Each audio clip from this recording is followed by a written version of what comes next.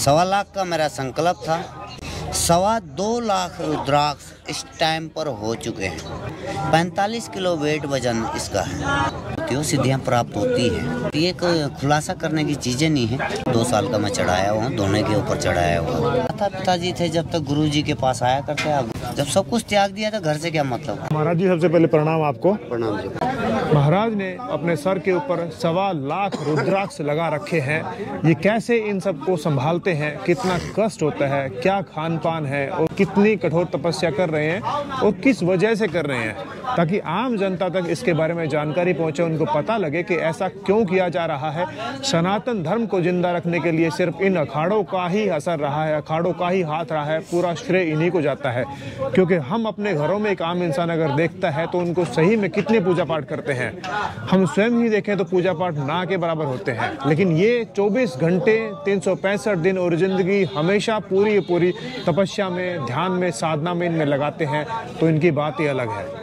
तो महाराज जी थोड़ा सा परिचय में जानना चाहूँगा कि आप कितने साल से ये अपने सर के ऊपर आपने रुद्राक्ष 1.25 लाख लगा रखी हैं? देखो,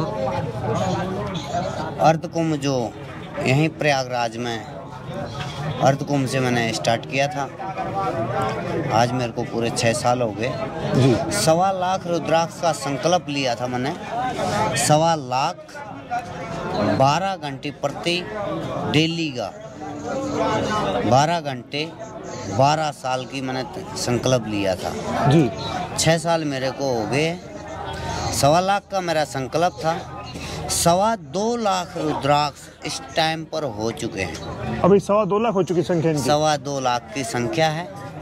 45 किलो वेट वजन इसका है। 45 किलो वजन जी। तो महाराज ये नंबर आपने 1.25 लाख से शुरू किए थे? 21 किलो से स्टार्ट किया था। अच्छा। बढ़ोते मेरा संकल्प 1.25 लाख का था जी जी।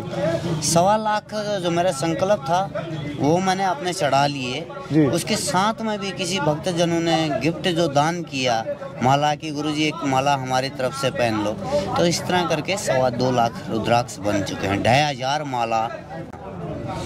इनका वजन 45 किलो? 45 किलो वेट है। 45 किलो वेट गर्दन के ऊपर 12 घंटे आप दिन में संभालते हैं? प्रतिदिन 12 घंटे।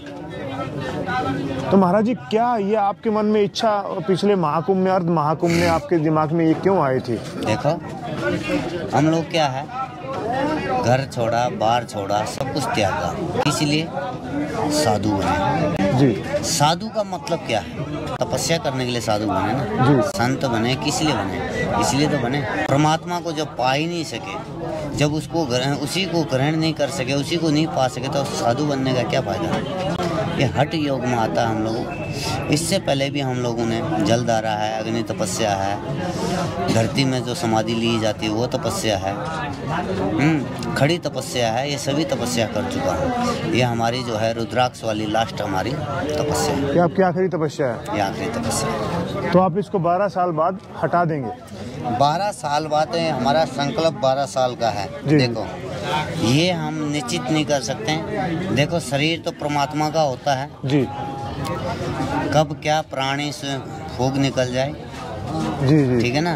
और उसके बीच में 12 साल की तो कंटिन्यूट हमारी तपस्या रहेगी। उसके बाद प्रभु की इच्छा। जी जी जी। आपके मन में क्यों आया और इतने रुद्राक्ष रखने का? देखो, शंकर भगवान का जो है 11वां रुद्राक्ष जो है ये गण है, और इसकी शिव महापुराण कथा 16 अध्याय में इसका 1100 मालाओं का विवरण दिया गया है जी। 1100 मालाओं का विवरण, 1100 दानों का विवरण है इसमें। और हमने तो 1.25 लाख संकल्प लिया था, हट कर रखा है परमात्मा से, भगवान शंकर से, कि भगवान शंकर हम तो इसलिए नाम के लिए भजन कर रहे हैं, हमें दर्शन दो। और दर्शन देने के बाद हिंदू सनातन धर्म के लिए, और हमारा सनातन्य होने के कारण हम सनातन धर्म कर्म के लिए, हमारा देश हित के लिए, राष्ट्र हित के लिए हम लोग काम करते हैं भगवान को प्राप्त करें। जी जी जी, यह हमारा कर्तव्य है। तो महाराज आपकी जो दिनचर्या होती है 12 घंटे के दौरान, आप वो कैसे पूरी करते हो इनको सर पे रख के? सब गुरु महाराज की जिसने धारणा दी है, शक्ति दी है, भक्ति दी है, तो उसका भी होता है। खाना पीना सब आप सर पे रख के सब कुछ? हाँ, खाते हैं हल्का फुल्का, इतना ज़्यादा भी नहीं खा सकते हैं। जी जी, शरीर को सुस्त रखना पड़ता है, सूक्ष्म शरीर रखना पड़ता है, शुद्धिकरण रखना पड़ता है, सब चीज़ें इसमें बहुत सी। क्या क्या खाते हैं महाराज आप? खाना क्या है, वही आम जो आप लोग खाते हो, आम रोटी दाल फुल्का, बस यही खाते हैं?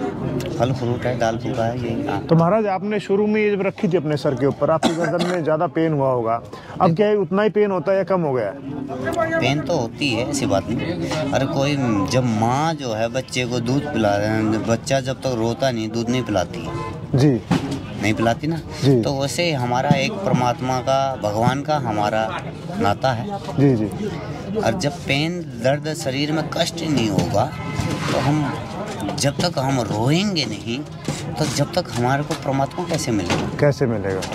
तो वो हम लोगों की परेशानी है, तकलीफें हैं, झेल के जब ही तो उसी को प्राप्त करेंगे। महाराज मैं ये जानना चाहूँगा कि आपने कोई सिद्धियाँ ऐसे कुछ हासिल भी की हैं क्या?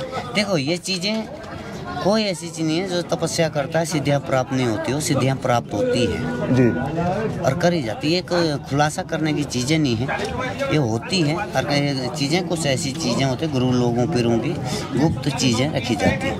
अच्छा, उनको आम जनता को बता नहीं सकते आप? बताने की चीज़ें नहीं होती। जब हम ये बता रहे हैं आपको, शुरू से लेके आज लास्ट इतने तपस्या कर चुके हैं, तो कुछ ना कुछ पाया होगा, जब भी तो हमारी रुचि बनी। जी जी जी जी, हमने जब इतनी तपस्या कर ली, जलधारा कर ली, धोने वाली तपस्या कर ली, खड़ी तपस्या कर ली, अब कुछ प्राप्त हुआ होगा जब भी तो हम इसमें लीन लगे। जी जी महाराज, प्राप्त हो, ये बताने की चीज़ें नहीं है।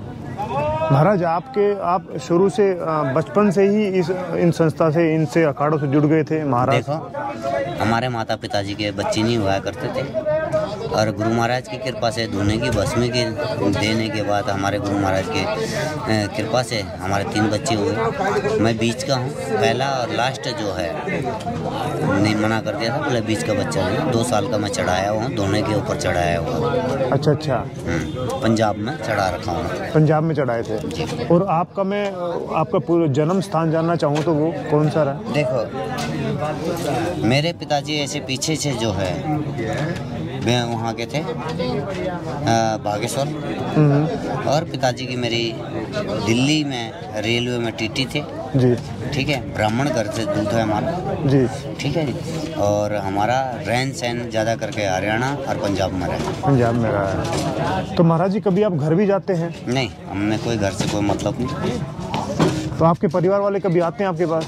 माता पिताजी थे जब तक गुरुजी के पास आया करते हैं, गुरुजी भी एक्सपायर हैं, माता पिताजी भी एक्सपायर हैं, हमारा कोई लेन देन, भाई बहन कोई नहीं आते? कोई मतलब नहीं। जब सब कुछ त्याग दिया तो घर से क्या मतलब? हमारा तो घर बाहर सब कुछ यही, साधु संत यही, गुरु मूर्ति सब कुछ है हमारा, यही सब परमात्मा सब कुछ यही है। जी जी, जब लीन ही भगवान के प्रति हो गए तो फिर क्या घर से क्या? जी जी। तो महाराज जी के बारे में, इनकी तपस्याओं के बारे में, इनके योग के बारे में हम कुछ नहीं कह सकते, और साधारण इंसान को समझना भी इतना आसान नहीं कि वो समझ जाए इनकी बातों को। तो मैं अंत में यही कहूँगा कि सनातन धर्म है, सबसे पुराना धर्म है, इनके बारे में सभी को पता भी नहीं है, जितना जाने उतना कम है। तो महाराज अंत में प्रणाम आपको बहुत बहुत।